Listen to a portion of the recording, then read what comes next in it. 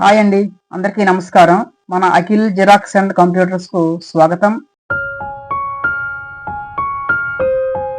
నేను మీ అప్పలనాయుడు గొర్లె. ఈరోజు వీడియోలో మనం ఎంఎస్ వర్డ్ 2024 వెర్షన్లో లేబుల్స్ అంటే ఏమిటి, మనం ఈ లేబుల్స్ని ఏ విధంగా క్రియేట్ చేసుకోవాలో నేర్చుకునే ప్రయత్నం చేద్దాం.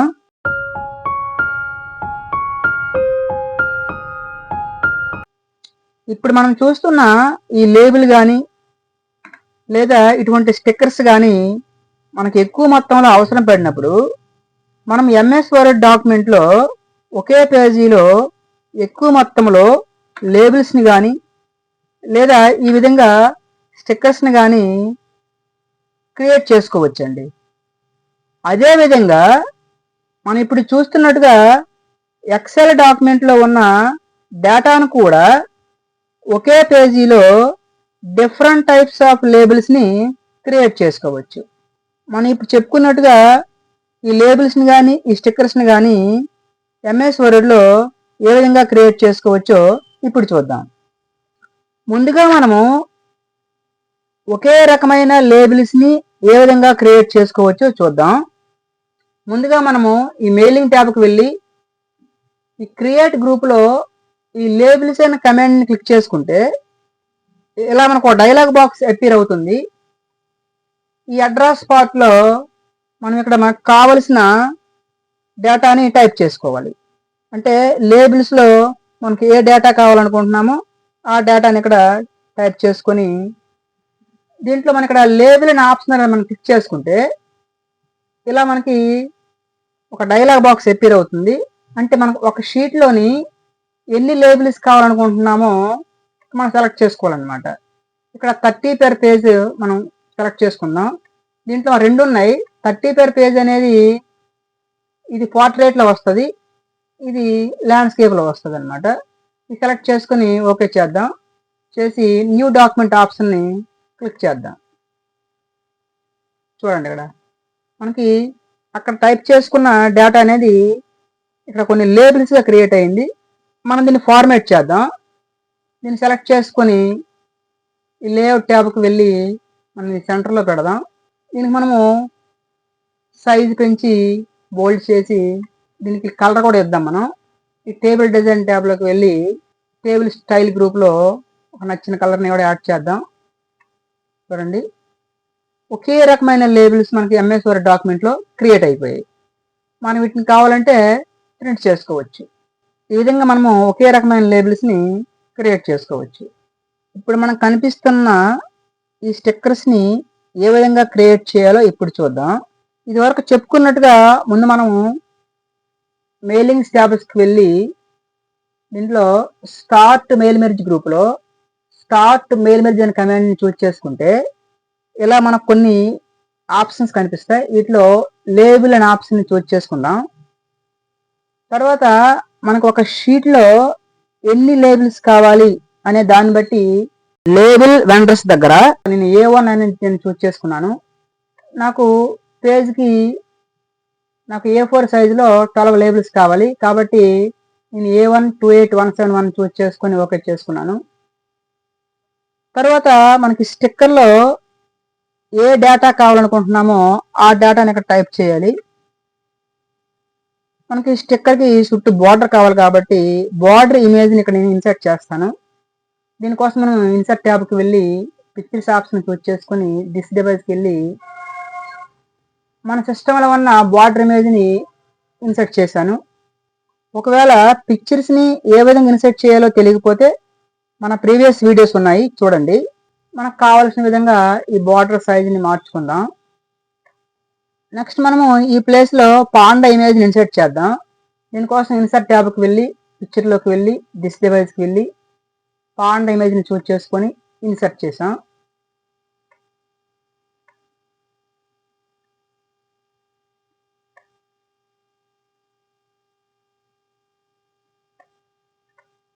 నెక్స్ట్ మనము మెయిలింగ్స్ ట్యాబ్కి వెళ్ళి అప్డేట్ లేబుల్స్ అనే ఆప్షన్ చూస్ చేసుకుంటే మన పేజీలో ఉన్న అన్ని లేబుల్స్లో కూడా ఈ స్టిక్కర్స్ అనేవి అప్డేట్ అవుతాయి. చూడండి, మనము ఎంఎస్ వర్డ్ ఫైల్లో ఒకే ఫైల్లో మనకు కావలసిన విధంగా ఒకే రకమైన లేబుల్స్ని క్రియేట్ చేసుకున్నాము. ఈ విధంగా లేబుల్స్ని కూడా మనము క్రియేట్ చేసుకోవచ్చు అనమాట. ఇక్కడ మనం చూస్తున్న ఎక్సెల్ షీట్లో ఉన్న డేటాను బేస్ చేసుకొని ఒకే డాక్యుమెంట్లో డిఫరెంట్ లేబుల్స్ని ఏ విధంగా క్రియేట్ చేయాలో ఇప్పుడు చూద్దాం. దానికోసం ముందుగానే చెప్పుకున్నట్టుగా మెయిలింగ్ స్టాబ్స్కి వెళ్ళి స్టార్ట్ మెయిల్ మెర్జ్ గ్రూప్లో స్టార్ట్ మెయిల్ మెర్జ్ అనే ఆప్షన్ చూస్ చేసుకుంటే ఇలా మనకు కొన్ని ఆప్షన్లు కనిపిస్తాయి. వీటిలో లేబుల్ అనే ఆప్షన్ చూస్ చేసుకుందాం. మనకి ఒక పేజీలో ఎన్ని లేబుల్స్ కావాలి అనే అంశాన్ని దాన్ని బట్టి ఇక్కడ మనం ఆప్షన్ చూస్ చేసుకోవాల్సి ఉంటుంది.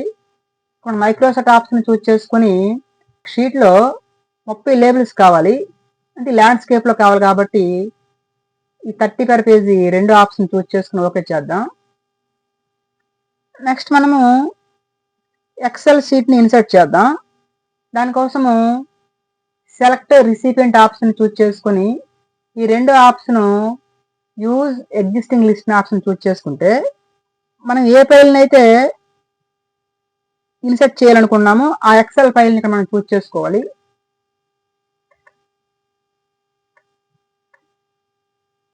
ఓకే, నెక్స్ట్ మనము మన ఎక్సెల్ షీట్లో నేము, డెసిగ్నేషను, సెల్ నెంబరు ఇటువంటి ఫీల్డ్స్ ఉన్నాయి కదండి, ఆ ఫీల్డ్స్ మనం ఇక్కడ ఇన్సర్ట్ చేద్దాం. దానికోసం మనము కర్సర్ని పొజిషన్లో ఉంచి ఇన్సర్ట్ మెర్జ్ ఫీల్డ్ ఆప్షన్కి వెళ్తే మనకి ఎక్సెల్ షీట్లో ఉన్న ఫీల్డ్స్ నేమ్స్ కనిపిస్తాయి. ఇక్కడ name, enter, designation, enter, address, enter, cell number. Cell number insert అయ్యింది, కాకపోతే అది కిందకి వెళ్ళిపోయింది స్పేస్ చాలకపోవడం వలన. మనం కొంచెము ఈ స్పేస్ని తగ్గిద్దాం. హోము,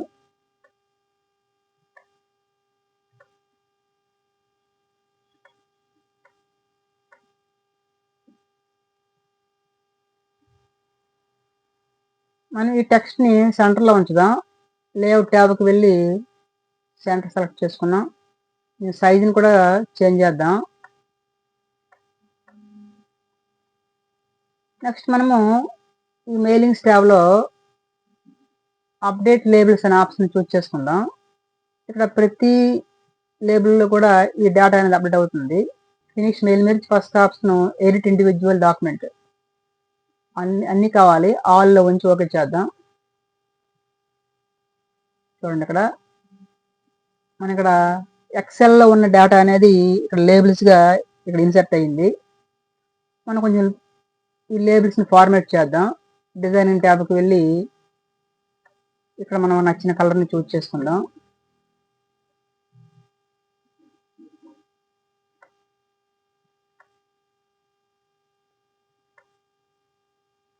ఈ విధంగా మనము ఎక్సెల్ షీట్లో ఉన్న డేటాను బేస్ చేసుకొని డిఫరెంట్ లేబుల్స్ని క్రియేట్ చేసుకోవచ్చు. ఇంతవరకు మనము ఎక్సెల్ డాక్యుమెంట్లో కంటెంట్ని బేస్ చేసుకొని డిఫరెంట్ టైప్స్ ఆఫ్ లేబుల్స్ని క్రియేట్ చేయడం చూసాం. అయితే మనము ఎక్సెల్ డాక్యుమెంట్ సపోర్ట్ లేకుండానే డిఫరెంట్ లేబుల్స్ని క్రియేట్ చేసుకోవచ్చండి. ఇది తెలియాలంటే మనకి ఎంఎస్ వర్డ్లో మెయిల్ మెర్జ్ తెలిసి ఉండాలండి. మీకు మెయిల్ మెర్జ్ చేయడం తెలియకపోతే మెయిల్ మెర్జ్ వీడియోకి సంబంధించిన లింక్ని డిస్క్రిప్షన్లో ఇచ్చాను, చూడండి.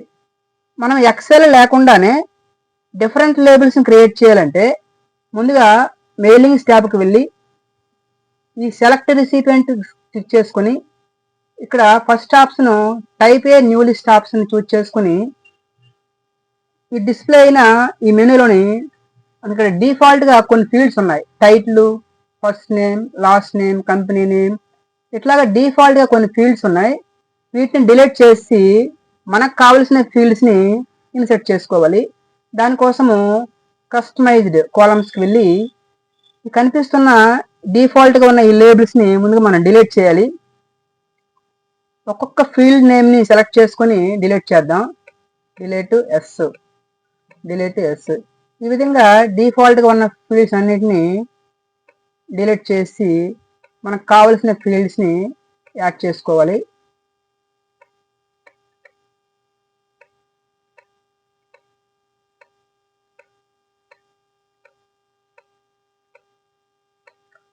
మనకు కావాల్సిన ఫీల్డ్స్ని యాడ్ చేయాలంటే యాడ్ని క్లిక్ చేసి నేమ్, ఓకే, మళ్ళీ యాడ్, అడ్రస్, ఓకే, మళ్ళీ యాడ్. ఇలా మనకి ఎన్ని ఫీల్డ్స్ కావాలో అన్ని ఫీల్డ్స్ని ఇక్కడ మనం యాడ్ చేసుకోవచ్చు. నెక్స్ట్ మనకి ఫీల్డ్స్ని యాడ్ చేయడం అయిపోయిన తర్వాత కింద ఓకే ఆ బటన్ని క్లిక్ చేసుకోవాలి. డిఫాల్ట్గా ఉన్న ఫీల్డ్స్ డిలీట్ అయిపోయి మనం యాడ్ చేసుకున్న ఫీల్డ్స్ మాత్రమే కనిపిస్తున్నాయి. చూడండి, నేము, అడ్రస్, సెల్ నెంబరు. అంటే ఎక్సెల్లో మనం ఎలాగైతే కొన్ని ఫీల్డ్స్ని క్రియేట్ చేసుకుని కంటెంట్ని యాడ్ చేసామో ఇక్కడ కూడా అలాగే కంటెంట్ని, డేటాని క్రియేట్ చేసుకోవాలి. Name, address, cell number. Next field add చేయాలంటే న్యూ ఎంట్రీ లేదా ట్యాబ్.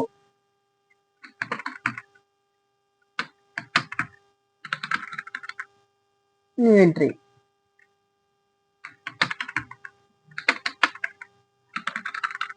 లేదా ట్యాబ్.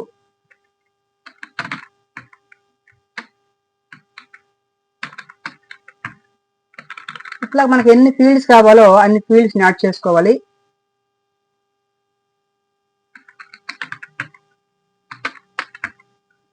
మనము లేబుల్స్ ఎన్ని కావాలనుకుంటున్నామో ఇక్కడ అన్ని ఫీల్డ్స్ని క్రియేట్ చేసుకోవాలన్నమాట.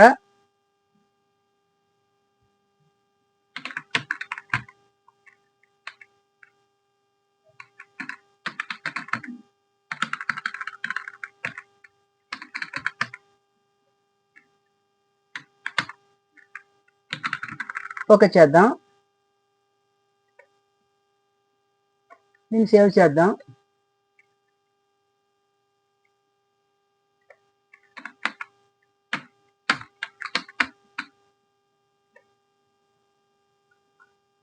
ఇప్పుడు మనం యాడ్ చేసుకున్న ఫీల్డ్స్ అన్ని చూడండి ఇన్సర్ట్ మెర్జ్ ఫీల్డ్ కనిపిస్తాయి.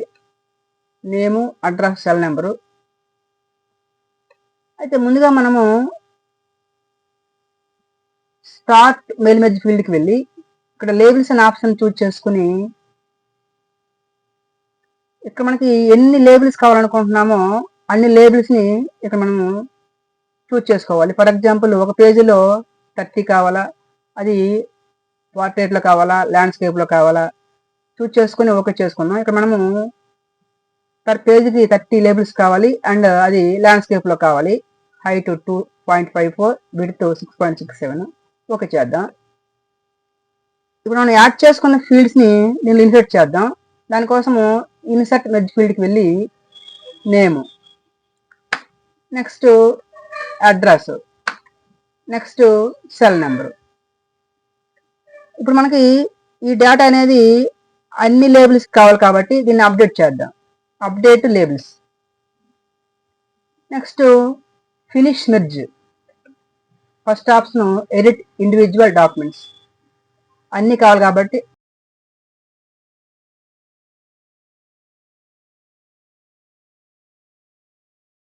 వీటిని మనం ఇదివరకు చెప్పుకున్నట్టుగా ఇది సెలెక్ట్ చేసుకొని లేఅవుట్ ట్యాబ్కి వెళ్ళి సెంటర్లో పెడదాం. హోమ్ ట్యాబ్కి వెళ్ళి బోల్డ్ చేసి సైజు కూడా పెంచుదాం.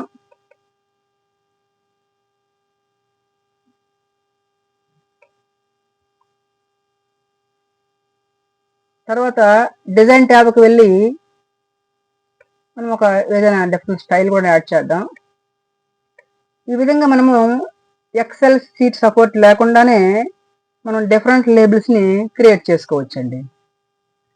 ఈ విధంగా మనము వర్డ్ డాక్యుమెంట్లో లేబుల్స్ని క్రియేట్ చేసుకోవచ్చండి. ఇంతవరకు మీరు చూసిన ఈ వీడియోలో కంటెంట్ ఉంటేనే లైక్ చేయండి.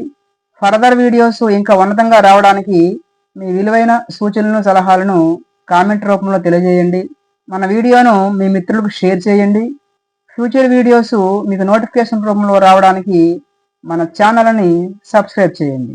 మన ఛానల్ని ఎంతగానో ఆదరిస్తున్న మీ అందరికీ ధన్యవాదములు. నమస్కారం.